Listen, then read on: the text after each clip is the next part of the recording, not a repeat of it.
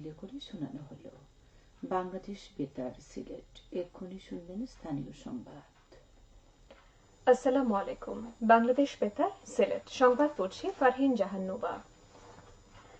ধর্ম উপদেষ্টা অধ্যাপক ডক্টর মৌলানা আ.ফ.ম. খালিদ হোসেন বলেছেন, জীববৈচিত্র্য সংরক্ষণে ইমামদের তাৎপর্যপূর্ণ ভূমিকা রাখার সুযোগ রয়েছে। তিনি বলেন, ধর্মীয় বিষয়ের পাশাপাশি বিভিন্ন সামাজিক ইস্যুতেও ইমামরা দায়িত্বশীল ভূমিকা পালন করে আসছেন। দেশ ও জাতির সামগ্রিক উন্নয়নে ইমামদের ভূমিকা অত্যন্ত প্রশংসনীয়। তারা হাওড় অঞ্চলে মানুষের জীবনমান উন্নয়নেও গুরুত্বপূর্ণ ভূমিকা রাখতে পারেন। গতকাল সিলেটে বিভাগীয় কমিশনার সম্মেলন কক্ষে অনুষ্ঠিত বিভাগীয় সেমিনারের উদ্বোধন অনুষ্ঠানে প্রধান অতিথির বক্তৃতায় তিনি এসব কথা বলেন। হাওড় এলাকার জনগণের জীবনমান উন্নয়ন ও জীববৈচিত্র্য সংরক্ষণে ইমামদের মাধ্যমে উদ্বুদ্ধকরণ শীর্ষক প্রকল্পের আওতায় অনুষ্ঠিত এই সেমিনারে ডক্টর আ.ফ.ম. খালিদ হোসেন বলেন, মসজিদের খুতবায় জীবন ঘনিষ্ঠ বিষয় তুলে ধরা প্রয়োজন। মানুষের জীবনে কাজে লাগতে পারে এ ধরনের বিষয় খুতবায় প্রাধান্য দিলে জাতি উপকৃত হবে। ধর্ম উপদেষ্টা বলেন, ইমামদের কথা শুনে মানুষ, তাদেরকে জনগণ সম্মান করে। কোরআন হাদিসের আলোকে সমসাময়িক বিষয়গুলো উপস্থাপন করলে মানুষে সেটা লুফে নেবে। তিনি খুতবায় অতীত ইতিহাস ভিত্তিহীন ও বাস্তব বিবর্জিত কথাবার্তা পরিহার করার অনুরোধ জানান। এছাড়া তিনি ইমামদেরকে দায়িত্ব পালনের পাশাপাশি আয়বর্ধক কর্মকাণ্ডে সম্পৃক্ত হওয়ার অনুরোধ জানান। ইসলামিক ফাউন্ডেশন প্রণীত প্রাক খুতবাকে চমৎকার অভিহিত করে ডক্টর খালিদ বলেন, এই খুতবায় সন্ত্রাস, দুর্নীতি, মাদক, নারী নির্যাতন প্রতিরোধ, পিতা মাতার প্রতি দায়িত্ব কর্তব্যের মতো জীবনধর্মীয় ও সমসাময়িক বিষয়গুলো সন্নিবেশিত করা হয়েছে। তিনি জীববৈচিত্র্য সংরক্ষণ, বনায়ন, প্রাকৃতিক দুর্যোগ প্রতিরোধে প্রবৃত্ত বিষয়ে আলেম ওলামাদের সোচ্চার ভূমিকা রাখার অনুরোধ করেন। বিভাগীয় কমিশনার খান মোহাম্মদ রেজাউন নবীর সভাপতিত্বে এ সেমিনারে বিশেষ অতিথির বক্তৃতা করেন Sylhet range DIG Mohammad Mushfiqur Rahman, metropolitan পুলিশের কমিশনার মোহাম্মদ রেজাউল করিম ও পুলিশ সুপার মোহাম্মদ মাহবুবুর রহমান। এ সেমিনারে সরকারি কর্মকর্তা, ইমাম, সাংবাদিক সহ বিভিন্ন শ্রেণী পেশা শতাধিক ব্যক্তি উপস্থিত ছিলেন। পরে উপদেষ্টা ইসলামিক ফাউন্ডেশনের সিলেট বিভাগীয় কার্যালয়ে প্রশিক্ষণপ্রাপ্ত বিভাগীয় ইমাম সম্মেলনে প্রধান অতিথির বক্তৃতা করেন এবং শ্রেষ্ঠ ইমামদের হাতে পুরস্কার তুলে দেন।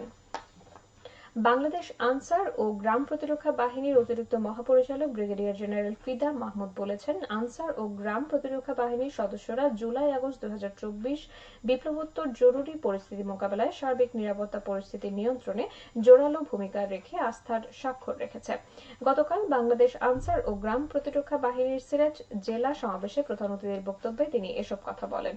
জেলা শিল্পকলা একাডেমিতে এই সমাবেশে সভাপতিত্ব করেন বাংলাদেশ আনসার ও গ্রাম প্রতিরক্ষা বাহিনী সিলেট রেঞ্জের উপ মহাপরিচালক মোহাম্মদ জিয়াউল হাসান। অনুষ্ঠানে দৃষ্টান্তমূলক কাজের স্বীকৃতি স্বরূপ ও আত্মনির্ভরশীল করার লক্ষ্যে ভিডিপি সদস্যদের মধ্যে সাইকেল, সেলাই মেশিন, ছাতা সহ অন্যান্য উপহার সামগ্রী প্রদান করা হয়। সারা দেশের মতো সিলেটেও আজ পালিত হচ্ছে জাতীয় পরিসংখ্যান দিবস। বাংলাদেশ পরিসংখ্যান ব্যুরো এই উপলক্ষে নানা কর্মসূচি পালন করেছে। সরকারি পরিসংখ্যানকে অধিকতর জনকল্যাণমুখী ও মানুষের দোরগোড়ায় পৌঁছে দিতে প্রতি বছর জাতীয় পরিসংখ্যান দিবস পালন করা হয়। ঢাকা সিলেট অভ্যন্তরীণ রুটে বিমানের টিকিটের দাম শীঘ্রই সহনীয় পর্যায়ে নিয়ে আসা যাবে, এমন আশাবাদ ব্যক্ত করেছেন বেসামরিক বিমান চলাচল কর্তৃপক্ষ বেবিচকের chairman air vice marshal Mohammad Manzur Kabir Bhuiyan. গতকাল দুপুরে সিলেট ওসমানী আন্তর্জাতিক বিমানবন্দরের পূর্ণাঙ্গ অগ্নি নির্বাপন মহড়া শেষে সাংবাদিকদের এক প্রশ্নের জবাবে এই আশাবাদের কথা বলেন তিনি। এ সময় বেবিচকের চেয়ারম্যান বলেন, বাংলাদেশ এয়ারপোর্ট সিকিউরিটি ফোর্স নামে বাংলাদেশ বেসামরিক বিমান চলাচল কর্তৃপক্ষের নিজস্ব নিরাপত্তা সংস্থা গঠনের পরিকল্পনা নেওয়া হয়েছে। এই সিকিউরিটি ফোর্স গঠনেরও কাজ করছে। প্রায় 10,000 জনবলের একটি প্রস্তাবনা মন্ত্রণালয়ে পাঠানো হয়েছে। এই জনবলের 70% সদস্য বিমান বাহিনী থেকে নেওয়া হবে, বাকি 30% অন্যান্য সংস্থা থেকে। সিলেট ওসমানী আন্তর্জাতিক বিমানবন্দরে পূর্ণাঙ্গ অগ্নি নির্বাপন মহড়া সম্পর্কে বিবেচকের চেয়ারম্যান বলেন, এমন মহড়া দুর্যোগকালীন মুহূর্তে বিমানের যাত্রীদের জানমালের ক্ষয়ক্ষতি কমাতে কাজ করবে। এই মহড়ায় বিমান বাহিনী, নৌবাহিনী, সেনাবাহিনী, police, answer, BNCC, fire service, RAB, APBN, বিভিন্ন হাসপাতাল সহ বিভিন্ন এয়ারলাইন্স অংশ নিয়েছে, যা পরবর্তীতে সমন্বিতভাবে কাজ করতে সাহায্য করবে।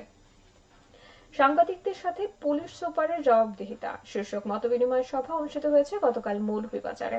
জেলা পুলিশ সুপার কার্যালয়ের সভায় সভাপতিত্ব করেন police super MKH Jahangir Hossain. সভায় পুলিশ সুপার জেলার বর্তমান আইন শৃঙ্খলা পরিস্থিতি, রমজানে জেলা ট্রাফিক ব্যবস্থাপনা, দ্রব্যমূল্য নিয়ন্ত্রণ, চাঁদাবাজি, ছিনতাই, মাদক সহ বিভিন্ন সামাজিক সমস্যা সংক্রান্ত সাংবাদিকদের বিভিন্ন প্রশ্নের জবাব দেন।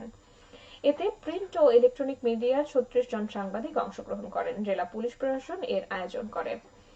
শিশু কিশোর সংগঠন কিশোর কণ্ঠ পাঠক ফোরাম সিলেট মহানগর আয়োজিত মেধাবৃত্তি শিক্ষা 2024 পুরস্কার প্রদান অনুষ্ঠান সম্পন্ন হয়েছে গতকাল। অনুষ্ঠানে প্রধান অতিথি হিসেবে উপস্থিত ছিলেন কিশোর কণ্ঠ ফাউন্ডেশনের চেয়ারম্যান জাহিদুল ইসলাম। এবার কিশোর কণ্ঠ মেধাবৃত্তি পরীক্ষায় সিলেট শহরের বিভিন্ন প্রান্ত থেকে 5500 শিক্ষার্থী অংশগ্রহণ করে। এর মধ্য থেকে 285 জনকে বৃত্তি দেওয়া হয়, যার মধ্যে ট্যালেন্ট পুল গ্রেডে 49 জন, সাধারণ গ্রেডে 103 জন এবং বিশেষ গ্রেডে 133 জন।